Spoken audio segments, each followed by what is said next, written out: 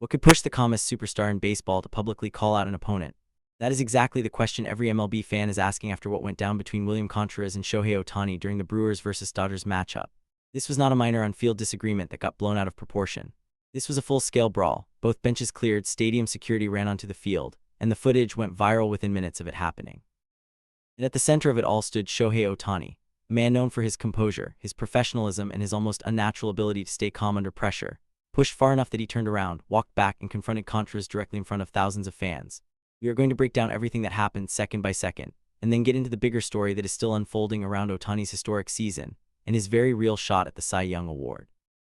Before we get to the chaos, you need to understand the context of this game, because the tension that built up before the seventh inning did not appear out of nowhere. The Brewers vs. Dodgers matchup was already highly anticipated. These are not two teams that take each other lightly. But walking into this game, the pressure on the Brewers was significant. The Dodgers had been playing at an elite level, and a large part of that was because of what Shohei Ohtani had been doing on both sides of the ball. As a leadoff designated hitter, Ohtani's swing velocity had been generating some of the hardest contact in the league. But the real story coming into this game was what he had been doing on the mound. Ohtani was sitting at a 4.2 record with an ERA of 0.73, that is not a typo, with more than 50 strikeouts over 49 innings pitched. His ERA was the lowest in all of MLB.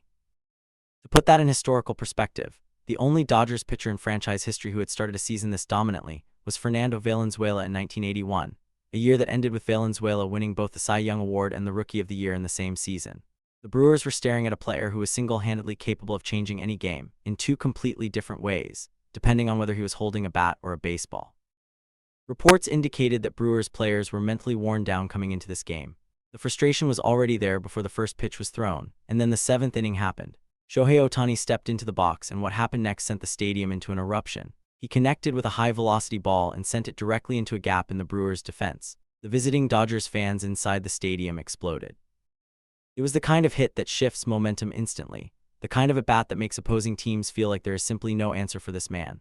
The camera immediately cut to William Contreras behind home plate.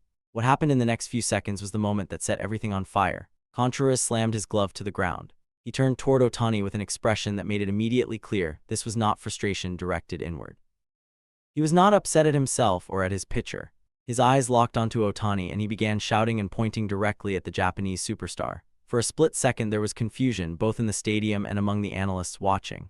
Was this frustration at the situation? Was he venting at the game? The truth became clear within seconds. Contreras did not stay behind home plate. He began moving toward Ohtani, closing the distance between them while continuing to hurl personal insults loudly enough that multiple people around the field could hear exactly what was being said.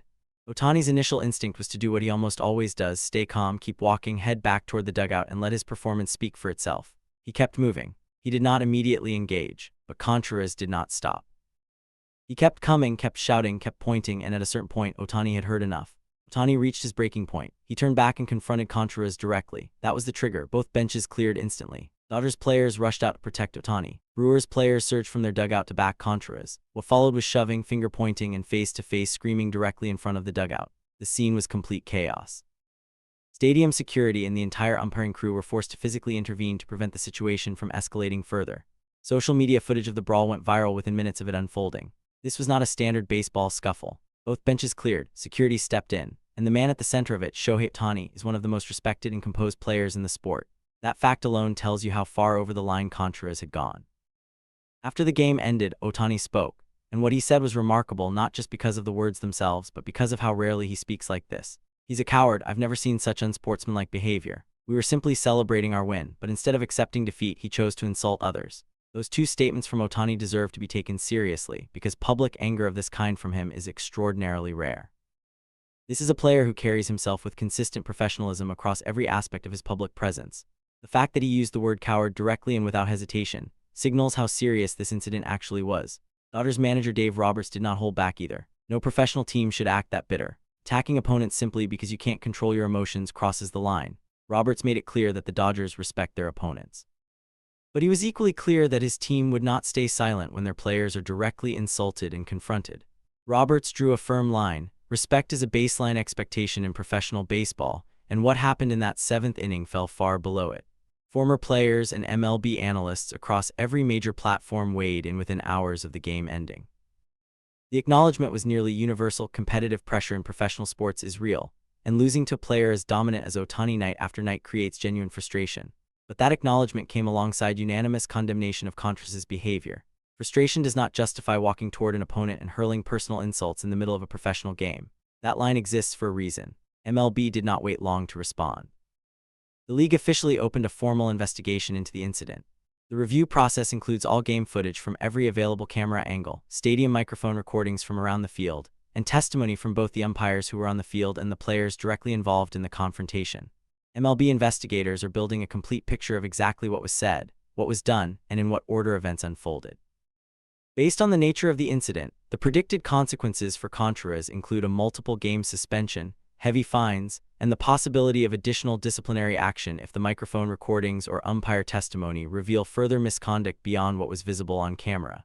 The investigation is ongoing, and the final disciplinary decision has not yet been announced. The question that is already circulating across the MLB fanbase is a direct one. Is a suspension and a fine actually enough? Contreras did not simply lose his temper in the heat of a moment. He moved toward Ohtani, deliberately and repeatedly, while both teams were still on the field. That is a different category of behavior than a standard heated exchange. Whether MLB factors that intent into the severity of the punishment is something every fan and analyst is watching closely. Now let's talk about the bigger picture, because as dramatic as this brawl was, it happened inside a season where Shohei Ohtani is doing something that has never been done before, and the Cy Young conversation around him is reaching a level that the sport has not seen in decades. Let's put the numbers on the table. Ohtani is currently 4-2 on the mound with an ERA of 0.73. He has recorded more than 50 strikeouts in 49 innings pitched. His ERA is the lowest in all of MLB. The only historical comparison that holds up within the Dodgers organization is Fernando Valenzuela's legendary 1981 season, a season that ended with Valenzuela taking home the Cy Young and Rookie of the Year in the same year. But there is a significant complication sitting right in the middle of this Cy Young conversation, and it has nothing to do with Ohtani's performance. MLB's official qualification threshold for earned run average requires a pitcher to throw a minimum of 60 innings in a season. Ohtani is currently 1 inning short of that threshold. The Dodgers made a deliberate decision at the start of the season to operate with a 6-man pitching rotation specifically to protect Ohtani's arm, manage his workload carefully, and prevent the kind of cumulative fatigue that could lead to injury. That decision was medically sound and strategically responsible. But its side effect is that Ohtani is now in a position where he could finish the season without officially qualifying for the ERA title, and potentially without meeting the innings minimum for Cy Young consideration. The debate this has triggered across America is one of the most interesting conversations in baseball right now. Harold Reynolds, speaking on MLB Tonight, put it plainly: if Ohtani keeps an ERA below 1, there's almost no reason to remove him from the Cy Young race. That statement cuts directly to the core of the argument. The Cy Young Award is supposed to recognize the best pitcher in a league during a given season. The innings minimum exists to prevent a pitcher from winning the award on a small, unrepresentative sample. But when a pitcher has thrown 49 innings with a 0.73 ERA and more than 50 strikeouts, the question of whether the innings threshold is serving its intended purpose, or simply blocking a historically dominant performance from receiving appropriate recognition, becomes genuinely complicated. The Dodgers' strategy going forward reflects how seriously the organization is treating both sides of this situation. They are reducing Ohtani's DH appearances on the days he is scheduled to pitch, prioritizing his stamina, and gradually building up his innings total over the remainder of the season. The goal is to get him across that 60-inning threshold while keeping him healthy enough to maintain the performance level he has already established. If Ohtani crosses that threshold and finishes the season with an ERA anywhere near where it currently sits, he would become the first Asian pitcher in MLB history to win the Cy Young Award. That is the weight of what is at stake in this pitching season. Not just a trophy, not just a statistic, a historical milestone that would add another chapter to a career that is already without direct comparison in the history of the sport. The pressure Ohtani creates simply by being in the lineup or by taking the mound is a force that opposing teams feel before the game even begins. What William Contreras did in the 7th inning of this game was in some ways a direct product of that pressure. When a single player can change a game as a hitter and as a pitcher, the psychological weight on the opposing team accumulates. That does not excuse what happened. It explains the environment in which it happened. Ohtani walked toward his dugout after a hit that helped seal a Dodgers win. Contreras made a choice to turn that moment into a confrontation. Ohtani made the choice to respond when the insults did not stop. Both choices had consequences: a brawl, a viral moment, an MLB investigation, and a conversation about what professional standards actually mean at the highest level of the sport. The Contreras incident and the Cy Young chase are connected by a single fact. Shohei Ohtani is operating at a level that puts everyone around him under pressure: opponents, teammates, record books, and award committees alike. The 0.73 ERA through 49 innings forces every person watching to reckon with what they are seeing. And sometimes, under that kind of pressure, people respond poorly.